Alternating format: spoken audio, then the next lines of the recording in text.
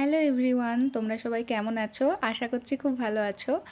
আমার নতুন একটা অঙ্গরাগের ভিডিওতে তোমাদেরকে ওয়েলকাম। অ্যান্ড এটা আমি করেছিলাম বেশ কিছুদিন আগে, কিন্তু এডিট করার আর হয়ে ওঠেনি বলে আর পোস্টও করতে পারিনি। বাই দ্য ওয়ে, এই টাইপের অঙ্গরাগ কিন্তু আমি প্রথম করলাম, তাই ভুল ত্রুটি তো অবশ্যই আছে। তার মধ্যে থেকে যেগুলো ভুল সেগুলো তোমরা অবশ্যই বলো, আর যদি ভালো লেগে থাকে সেটাও কমেন্টে জানিও। এই টাইপের বলতে এই যে চোখের উপরে মানে ভগবানের চোখের উপরে ক্লে দিয়ে যে চোখ বসানো, এটা কিন্তু আমি আগে কোনো দিন করিনি, এটাই ফার্স্ট টাইমই করেছিলাম। আর ঠাকুরটা দেখে বুঝতেই পারছো এটা তো অনেক পুরনো একটা ঠাকুর, এটা আমার শ্বশুরবাড়ির একটা বিগ্রহ।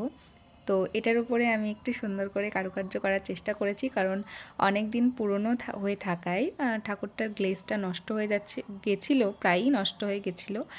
আর চোখ নাক মুখগুলোও মানে সুন্দর ছিল না, তো এটাকে আমি একটু সুন্দর করার চেষ্টা করেছি, জানি না কতটা করতে পেরেছি। ছোটোবেলায় যখন থেকেই আঁকা শিখতাম তখন থেকেই ইচ্ছা ছিল আমি ঠাকুরের অঙ্গরাগ করব, কিন্তু সেই সময়টা না আমার কাছে কোনো ঠাকুরের মূর্তিই ছিল না, আমাদের বাড়িতে ঠাকুরের কোনো বিগ্রহই ছিল না। তো আজ ভগবানের ইচ্ছাতেই, ভগবানের আশীর্বাদে আমি এই সুযোগটা পেয়েছি। এখন আমার কাছে অনেক ঠাকুরের বিগ্রহ আছে যাদের আমি নিজের মন মতন করে সাজাতে পারি। ভগবানের ইচ্ছা ছাড়া তো একটা গাছের পাতাও নড়ে না। তো আমিও এটাই বিশ্বাস করি যে আজ ওনারা চেয়েছেন বলেই আমি ওনাদের অঙ্গরাগটা করতে পারি। সবাই ভালো থেকো, নিশ্চয়ই পরবর্তী কোনো ভিডিওতে আবার দেখা হবে। রাধে রাধে।